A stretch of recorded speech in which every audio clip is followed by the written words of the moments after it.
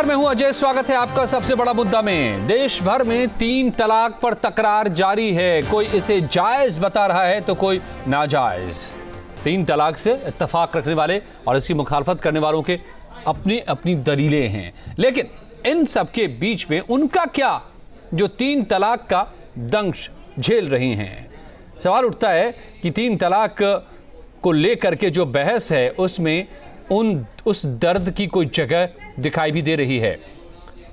आज हम आपके सामने रखेंगे ऐसा ही एक मामला जिसमें किस तरह जाति का 3 तलाक के नाम पर शिकार हुई एक महिला, बार बार कोई शख्स है जो महिलाओं के साथ उसकी जिंदगी को खत्म कर रहा है, बर्बाद कर रहा है।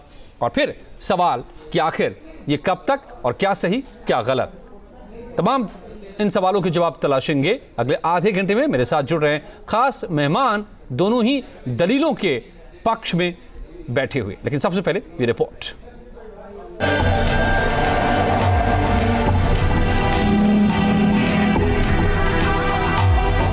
तीन तलाक पर जारी है तकरार, कहीं शरीयत का दावा, कहीं इंसानियत का हवाला। इन सब के बीच ताहिरा का सवाल, मेरा क्या कसूर। 3 बार तलाक और बीवी से एक झटके में रिश्ता खत्म, क्या ये जायज है? इस पर देश में बहस जारी है। शरीयत और सरकार की राय मुख्तलिफ है और मामला फिलहाल अदालत में है। 3 तलाक का दंश कई महिलाओं ने भुगता है और अब भी भुगत रही हैं।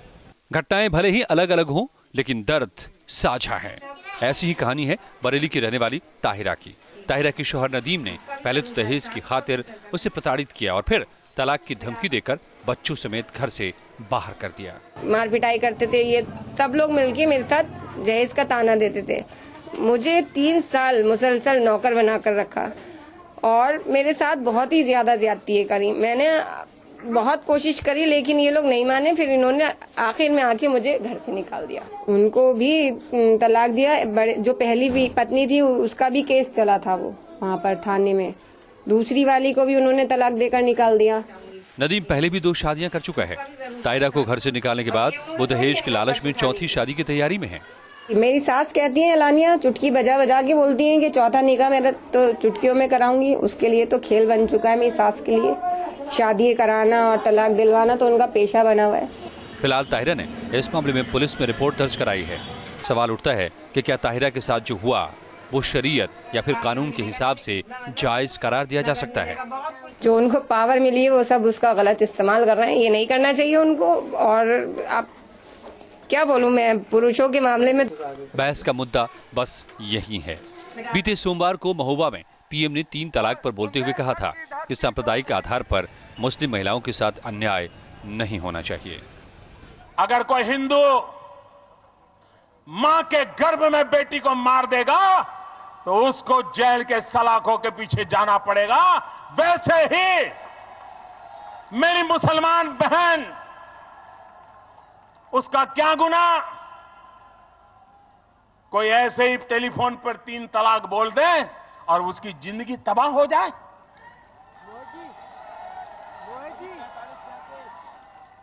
क्या मुसलमान बेटियों के हकों की रक्षा होनी चाहिए कि नहीं होनी चाहिए? हालांकि विपक्ष का कहना है कि मामला कोर्ट में है और बीजेपी इस मसले पर चुनाव के मद्देनजर सियासत कर रही है। ये लोग तब कहां गए थे जब गुजरात में महिलाओं के साथ अत्याचार हो रहा था, जब गुजरात की हमारी अल्पसंख्यक महिलाओं को मारा गया, उनकी कोकें चीरी गई, तब ये लोग महिला अधिकार की बात क्यों नहीं कर रहे थे? इस बात को हमेशा ध्यान में रखना चाहिए कि भारतीय जनता पार्टी और उनके लोग ऐसी इश्यूज को आगे बढ़ाने की कोशिश करते हैं जिसमें पोलराइजेशन हो, जिसमें एक तरफ न हो दूसरे तरफ हाँ हो, लोग टकराएं और जो बहुमत के लोग हैं उनको खुश करके अपना वोट लेने के चक्कर में ये पोलराइजेशन का काम वेंकैया नायडू जी तो एक तरह से नाम मात्र के लिए है। इसके पीछे पोलराइजेशन के पीछे आरएसएस और मोदी जी है। बीजेपी के मुताबिक 3 तलाक का मुद्दा मुस्लिम महिलाओं के अधिकारों के खिलाफ है। वहीं मुस्लिम पर्सनल लॉ बोर्ड बिल्कुल इसके उलट मानता है। मुझे लगता है कि ट्रिपल तलाक जो है वो ना तो इस्लामिक लॉ के हिसाब से सही है, ना तो दुनियावी लॉ के हिसाब से सही है, ना तो इंसानियत के लॉ के हिसाब से सही है। और इसका खत्म होना बिल्कुल लाजमी है। मुसलमान औरतों के हिफाजत के लिए। चाहते हैं कि 3 तलाक का मुद्दा इशू ना ही मुस्लिम कम्युनिटी का इशू है, ना ही हमारे मुल्क हिंदुस्तान का इशू है। ये मुद्दा सिर्फ खड़ा किया गया मुस्लिम कौम को बदनाम करने और मुसलमान नारी की हैसियत को बहुत कमजोर बताने। ट्रिपल तलाक पर सबके अपने अपने दावे हैं, अपनी तकरीरें हैं। मुखालफत करने वाले जेंडर इक्वालिटी और महिलाओं की गरिमा की बात करते हैं तो समर्थक शरीयत की। बहस जोरों पर है, लेकिन इन सब के बीच ताहिरा और उन जैसी तमाम महिलाओं के आंसुओं और उनके साथ हुई नाइंसाफी का जवाब किसी के पास नहीं है। बरेली से मनोज कुमार के साथ bureau report, news state, Uttarakhand, Uttar Pradesh. जो हाल आपने देखा ताहिरा का हुआ है, न जाने कितनी महिलाओं के साथ ऐसा हो रहा है। सवाल है उनके हितों की रक्षा कैसे हो। अगर कानून में बदलाव नहीं हो तो सवाल ये तमाम पैदा होते हैं कि मुस्लिम समाज में जो प्रचलित 3 तलाक है वो कितना जायज़ है। यहीं से बुनियादी सवाल खड़ा होता है। क्या ये प्रथा महिलाओं के मानवाधिकार के खिलाफ नहीं है? क्या मुस्लिम पर्सनल लॉ बोर्ड महिला अधिकारों के खिलाफ है? सिविल यूनिफॉर्म कोड का विरोध आखिर क्यों हो रहा है? और कई मुस्लिम देशों में 3 तलाक पर पाबंदी, तो फिर भारत में क्यों नहीं? मुस्लिम समाज में जो इसको लेकर के कहें तो पूरे देश में जो बहस चल रही है। मेरे साथ कई मेहमान जुड़े हुए हैं। शाइस्ता अंबर सामाजिक कार्यकर्ता जुड़ी हुई है, रुमाना सिद्दीकी अध्यक्ष हैं बीजेपी अल्पसंख्यक मोर्चा के, जफर अमीन साहब नेता हैं समाजवादी पार्टी के, और मेरे साथ फहीम बेग सामाजिक कार्यकर्ता भी जुड़े। लेकिन सबसे पहले मेरा सवाल शाइस्ता अंबर जी, आप जरा ये हमें समझाइए कि इसको लेकर के जो दलीलें हैं और अब ताहिरा का जो मामला हमने सामने रखा है, क्या ऐसे ही मामलात, क्या ऐसे ही हालात, क्या इसी तरह की ज्यादती वजह है कि इस पूरे तलाक के नियम कह लीजिए, कानून कह लीजिए, इस पर सवाल उठ रहे हैं और इसीलिए ये इतनी बड़ी बहस बनी हुई है? जी, जाहिर सी बात है कि हमारे उलमाए दीन ने इन सारी समस्याओं को, इन सारे औरतों की बर्बाद ज़िंदगी को गौर से नहीं देखा है, और अगर देखा है तो ये सच्चाई कबूल नहीं कर रहे हैं और अपनी जिम्मेदारियों से बिल्कुल आंख बंद किए हुए हैं। उनको नहीं लग रहा है कि ये घर बर्बाद हो रहे हैं। आखिर निकाह एक एग्रीमेंट है, एक पाक, एक रहमत का रास्ता है, एक जायज़ रास्ता है, खुशगवार रास्ता है। फिर तलाक इतना दर्द वाला देने वाला, जख्म देने वाला, एक पूरी जिंदगी को तबाह करने वाला कैसे हो सकता है? जबकि इस्लाम में ये ऐसा है ही नहीं। इस्लाम में एग्रीमेंट है निकाह, तो तलाक भी काउंसलिंग करने के बाद समझौता करने की 3 महीने की कोशिश की जाती है। जबकि यह कुरान शरीफ के कानून के हिसाब से नहीं हो रहा है। ये बर्बाद जिंदगियां हो रही हैं, समाज में मसले बढ़ते जा रहे हैं। जब आप लोग अपनी जिम्मेदारियां नहीं पूरी कर रहे हैं, नहीं देख रहे हैं और उल्टा औरतों को ही गलत ठहरा रहे हैं, तो हमारी बहनें मजबूर होकर के अपने देश, अपने हिंदुस्तान की अदालतों में जाएंगी, अपने लिए इंसाफ और अपना हक मांगेंगी। अपनी जिंदगी को तबाह हो रही है, उसको किसी न किसी तरह सुरक्षा में तो लाएंगी, हक तो लाएंगी, इंसाफ तो मिलेगा सुप्रीम कोर्ट से। और जो लोग मुस्लिम महिलाओं के तलाक पर सियासी रोटियां सेक रहे हैं, वो गलतफहमी में है, उनको कोई फायदा इससे मिलने वाला नहीं है। ये गलतफहमी में है, और जो तलाक के बारे में, ये शरीयत के बारे में नहीं जानते हैं, वो ऊट पटांग मत बोले। ये हमारी महिलाओं के तलाक का और निकाह का और खुला का शरई मामला है। ये सम्मानजनक है, संवेदनशील है और सम्मान पूर्वक है। इसको इस तरह मजाक मत बनाएं आप लोग। चलिए, आप लोगों से बहुत विनम्र गुजारिश करते हैं, आप लोग हमारे हमदर्द हैं, आप लोग हम लोगों के लिए साथ खड़े हैं। आप लोगों के बिना हम लोग नहीं संघर्ष कर पाएंगे। ये हिंदुस्तान है, हमारे हिंदू भाई और हमारे हिंदू बहनें। बिल्कुल शाइस्ता, ये जो शाइस्ता अंबर जो बातें कह रही हैं, वो दर्द, वो छटपटाहट जो आप देख रहे थे ताहिरा के भीतर, उसकी लाचारी, बेबसी को जो आप महसूस कर सकते थे, क्योंकि उसके पति ने उसको तलाक दिया है और इससे पहले 3 को पहले ही वो दे चुका है और अब 4थी शादी की तैयारी है। ये वो दर्द यहाँ दिखाई दे रहा है शाइस्ता में भी।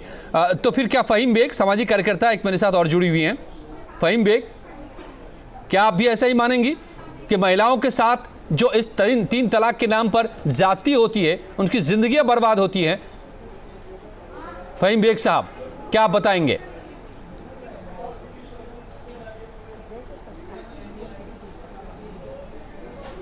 फहीम बेग साहब, आप मुझे सुन पा रहे हैं? चलिए जफर अमीन साहब के पास रुख करते हैं। जफर अमीन साहब, क्या कहेंगे आप? कैसे महफूज होंगी ताहिरा और ताहिरा जैसी न जाने कितनी बेबस पत्नियां? देखिए, जो अजय भाई जो एग्जाम्पल आया है, उस एग्जाम्पल में है कि वो 3 तलाक पहले दे चुका था, 3 लोगों को, और उसके भी बच्चे होंगे। कोई एक आदमी अगर बुरा काम या गलत काम करता है, उससे पूरे समाज या पूरे संविधान या उसकी शरीयत पे उंगली नहीं उठाया जा सकता। इसी हिंदुस्तान के अंदर तमाम न्यूज आपके चैनलों पे आती है कि एक बाप मामला बेटी के साथ आपको, गुनाह करता आपके है। मुताबिक ये एक और सुन लीजिए, इकलौता हमारी मामला बात है? सुन लीजिए, हम इसलिए इस बात को कह रहे हैं, एक आदमी कोई गलत है एक तो उससे इकलौता समाज मामला गलत है? नहीं हो सकता। हम सीधी बात जी, इकलौता मामला है ये आपको लगता है? हम सीधे सीधे बता रहे हैं आपको। हाँ। नहीं, हम कह रहे हैं कि तिलाक का क्या मतलब है। तिलाक से 2 जिंदगी बचती है अपनी अपनी जिंदगी गुजारने के लिए। अगर तिलाक नहीं रहेगा तो जाहिर सी बात है कि 2 जिंदगी बर्बाद होगी। अगर दोनों अलग नहीं होंगे, मामला नहीं निभेगा, तो या तो एक जला दी जाएगी और दूसरा जेल में चला जाएगा। उससे तो लाख बेहतर है तिलाक। दूसरी बात, जिन लोगों ने बहस छेड़ा है 3 तलाक के अमीन साहब, मैं माफ करूंगा, आप क्या बातें कर रहे हैं? नहीं, आप एक राजनेता भी हैं, आप जिम्मेदारी इस बात की भी लेते हैं कि आप पूरे सूबे की रहनुमाई करें। हम इसीलिए तो साफ गोई से बात कर रहे हैं। आपको बोलते हुए इस जिम्मेदारी का एहसास होना चाहिए कि जो बातें आप कह रहे हैं, नहीं, हमको आप मेरी बात सुन लें, मेरी बात सुन लें, हम जो मेरी बात सुन लें, आप हमारी बात पूरी होने दीजिए। आप तो शुरुआती बुनियादी गलत डाल रहे हैं ना। आप कह रहे कि जिंदगियां बचती हैं, मैं कहता हूं जिंदगियां बर्बाद होती हैं। नहीं गलत डाल रहे हैं। क्या जो बात को ला रहे हैं। आप सुने तो सही, आप ताहिरा की बात पहले ये बात सुन ले मेरी, कि जो ताहिरा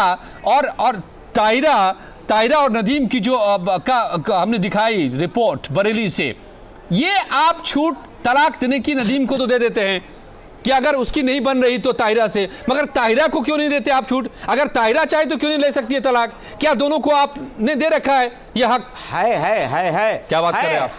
शाइस्ता अंबर, क्या भाई खुला का हक उसको है, खुला का हक है। अगर कोई आलिम होते तो वो बता देते, आप उनकी बात का एतबार कर लेते। 3 तलाक का हक मैं नहीं जानता, मैं नहीं जानता। शाइस्ता अंबर ऑल इंडिया मुस्लिम महिला पर्सनल बोर्ड की, तो उनको, हाँ, इसीलिए ये बैठी हुई है, वही बताएंगे हमें। लेकिन हमारी एक बात पूरी हो जाने दी, नहीं, हमारी एक बात पूरी हो जाने दीजिए अजय भाई। ये बहस उन लोगों ने चलाया है जो ये चाहते हैं, जिनके अंदर ये हुनर मालूम है कि बगैर तलाक को अपनी बीवी को अपने से अलग रखो।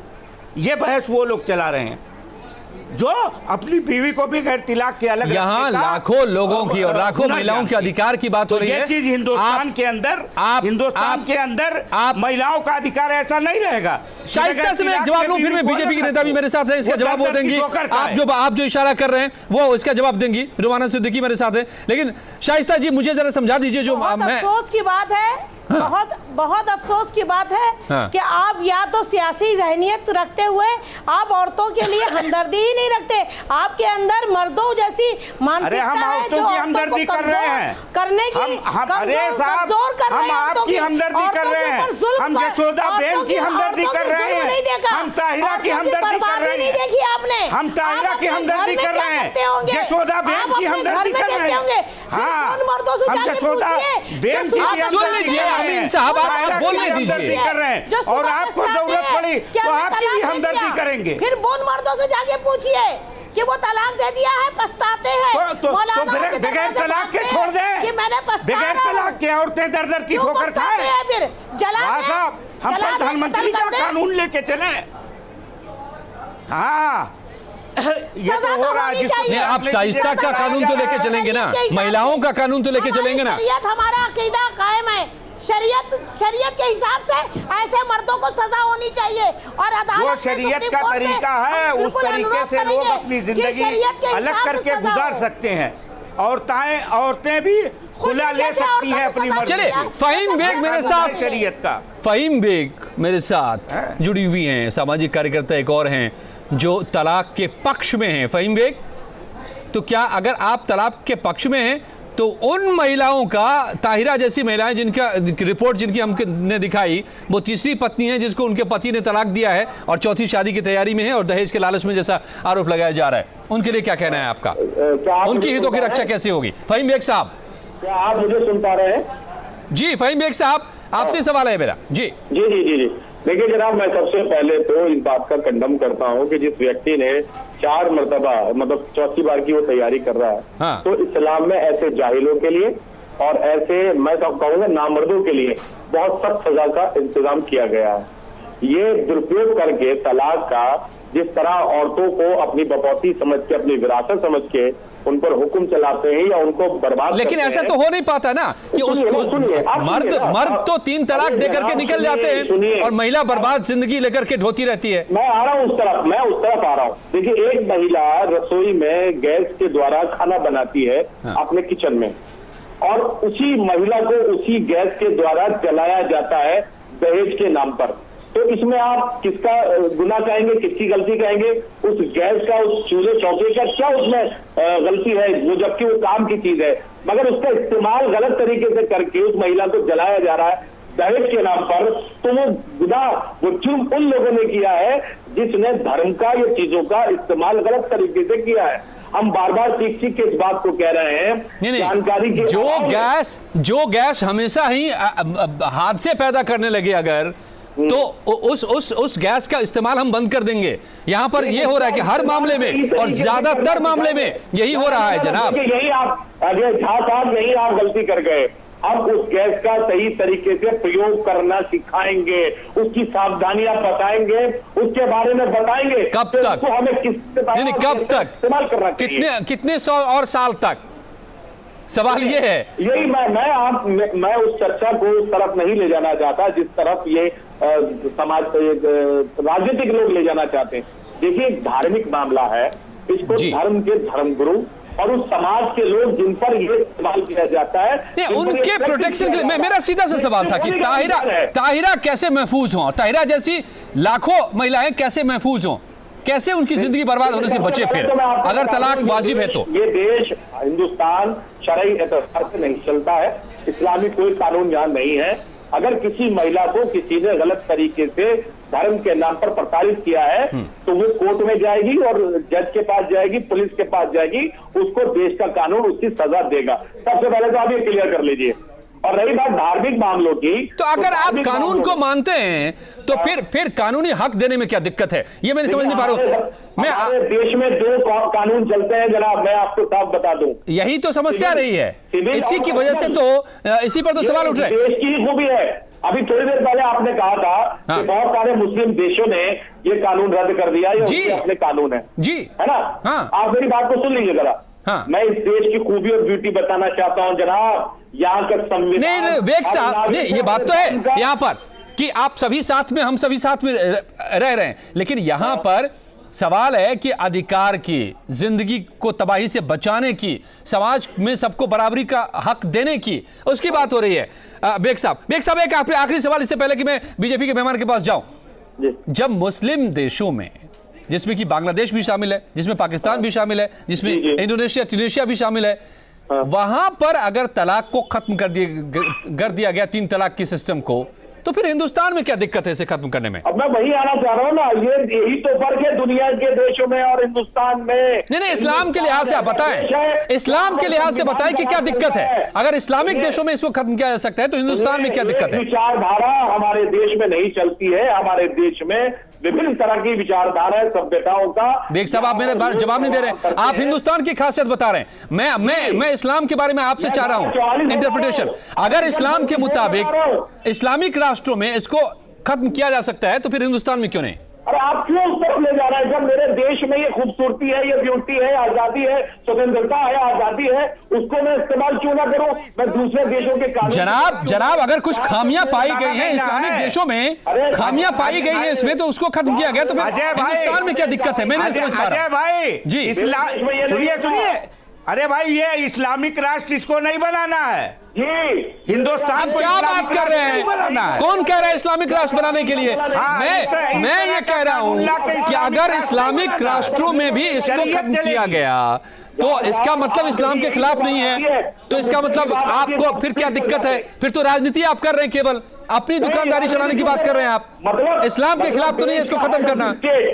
सुनिए मेरी बात जनाब, मैं फिर वही कह रहा हूँ, बात को दोहरा चलिए, मैं नहीं, आप जवाब नहीं दे रहे, आप दूसरी तीसरी बातें कर रहे हैं। आप गला नहीं काटा जाता, आप दूसरी तीसरी बातें कर रहे हैं। रुमाना सिद्दीकी, क्या आप भी राजनीति नहीं कर रही? आपके नेता भी राजनीति नहीं कर रहे? सुप्रीम कोर्ट में मामला है और बयान बाहर दिए जा रहे हैं। ये राजनीति नहीं तो क्या है फिर? देखिए, हमारे यहाँ कोई राजनीतिक नहीं है, ये हमारे यहाँ एक महिला को मान और सम्मान देने की बात है। आप ये देखिए, बेग साहब और आमिर जो हैं ये डरा रहे हैं महिलाओं को गैस से। गैस का एक इन्होंने जो है एग्जाम्पल दिया है कि जो है जलाया नहीं जाता। मतलब वो ये बताना चाहते हैं कि अगर हम तलाक दे रहे हैं तो तुम चुपचाप एक बार में तलाक ले लो। अगर नहीं तलाक लोगी तो तुम्हारे लिए गैस का सिलेंडर और गैस का चूल्हा रखा हुआ है।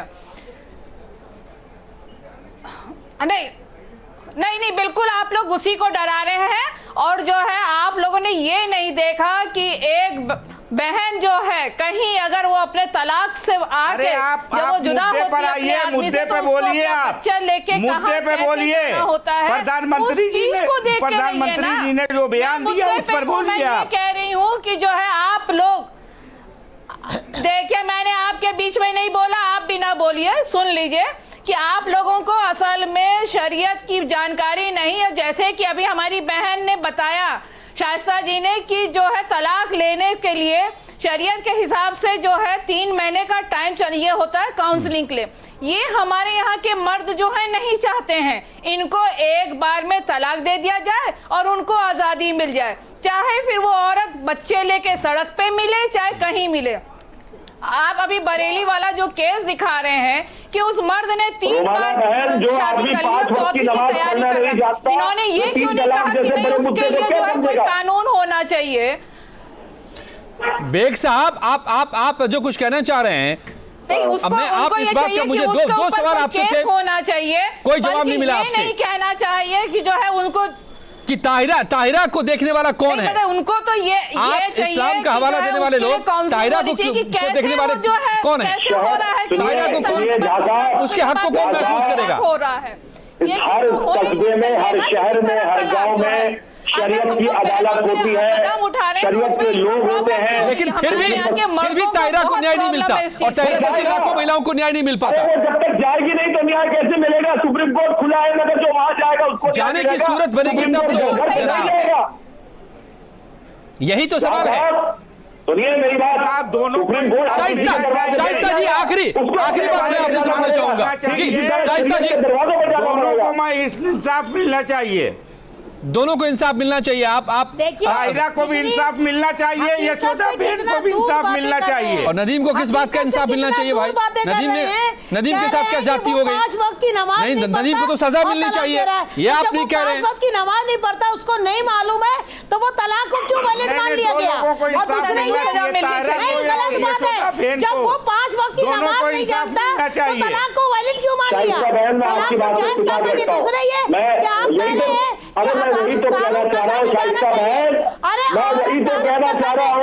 दारुल कज़ा खुली नहीं है, दारुल कज़ा में औरतें नहीं जा पाती। नहीं, मैं आपके नाम देखिए शाइस्ता बहन, आदमी का गुनाह अपने साथ है। मैं आपको शाइस्ता बहन, मैं आपको रोकूंगा क्योंकि आप इल्जाम लगा रही है, आप उन उलमाए किराम पर इल्जाम लगा रही है। जाहिर सी बात है कि बहस बहुत ही बड़ी है और बहुत गहरी भी है, लेकिन एक बात तो साफ है, जवाब मुझे नहीं मिल पाया इन तमाम लोगों के बीच में कि अगर ताहिरा के साथ बार बार ऐसा हो रहा है, ताहिरा जैसी महिलाओं के साथ, तो क्या उसको कैसे न्याय दिया जाएगा? इसका जवाब नहीं है। और जब इस्लाम के खिलाफ नहीं है 3 तलाक को खत्म करना, जैसा कि दुनिया के 30 से ज्यादा इस्लामिक राष्ट्रों में हो चुका है, तो फिर हिंदुस्तान में अगर इस्लाम के खिलाफ इसे बताया जा रहा है तो वो दुकानदारी और राजनीति नहीं तो और क्या है? सवाल है महिलाओं को हक उसका कैसे मिलेगा? बहुत बहुत धन्यवाद आप सबका मेरे साथ जुड़ने के लिए।